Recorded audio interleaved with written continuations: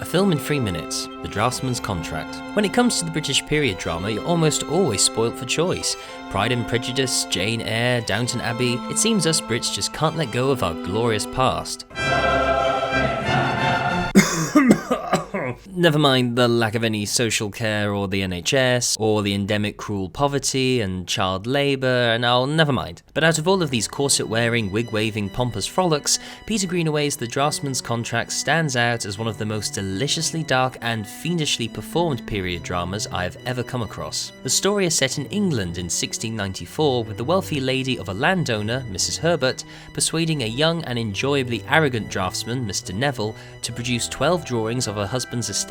What begins as a simple exchange of payments for the series of incredibly accurate, if perhaps suggestively alluring pencil drawings, soon becomes a much murkier and far more foreboding landscape of deceit. This was director Greenaway's second feature film, and sadly for some of his admirers, it's also his most and perhaps only accessible entry. His vision of a darkly ripening orange England is shot with a minimalist approach, with most of the interiors using natural daylight or simple candlelight, helping to give the film its historic authenticity.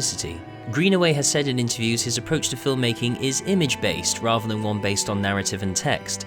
He trained as a painter before moving into cinema, and you can see this style quite vividly in each of his films, especially after he started collaborating with the cinematographer Sacha Vierny for Greenaway's follow-up film A Z and Two Noughts. Whether you're Godard or a Moldovar or Scorsese, it's text, text, text. Everything begins with the text, and this is a source of great anguish to me. So please, let cinema get on with doing what it does best, which is expressing ideas in visual terms. Once you get past the vindictive nature of nearly all of the characters, the humour that lurks in the script, penned by the director himself, is rather charming and full of wit. If the Garden of Eden was planned for England, God would have seen to it. The Garden of Eden, Mr. Tallman, was originally intended for Ireland, for it was there, after all, that St. Patrick eradicated the snake.